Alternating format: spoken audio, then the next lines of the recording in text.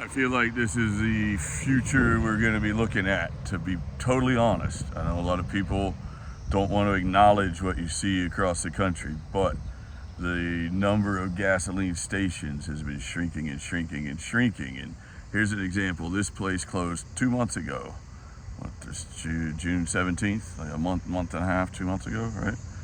They got chargers right here. The store is closed. It's got a sign that says, as of today, new ownership.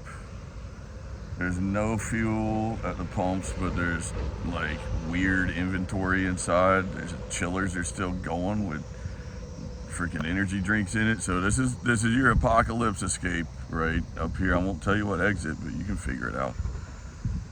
And there's diesel.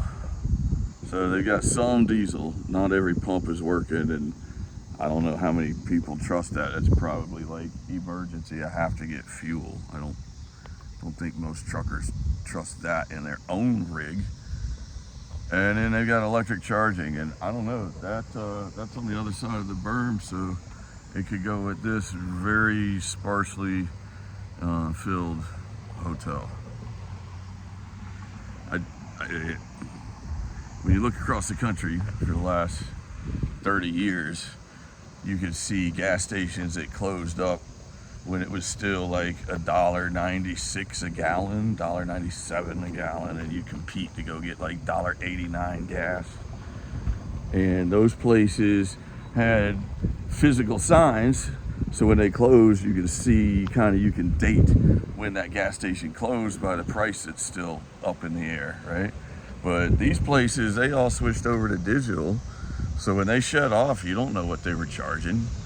You don't know when they went defunct. So this place went out when diesel went $5 a gallon, right? Diesel stayed at $5, gasoline stayed at $4. You won't see those numbers in the air, but you'll see a lot of $1.97. You'll see some like $2.29. See a lot of prices in that range, because when gasoline and diesel and oil prices reached that threshold, a lot of places couldn't compete with bigger bulker buyers, right? So the smaller places start to close up. You lose your Sturgis, you lose your mom and pop owners that just sell gas, but mostly what they did was a country store with a breakfast counter and a place that people could get coffee in the mornings and all, because there wasn't a source for that until the corporate joint, 5 miles down the road opened up and undercut their fuel by 7 cents. So that's the history and the past of, and what I think is the future. What's currently happening now is that trend of the future where more and more gasoline stations are shutting down. You're not getting petroleum as many places now.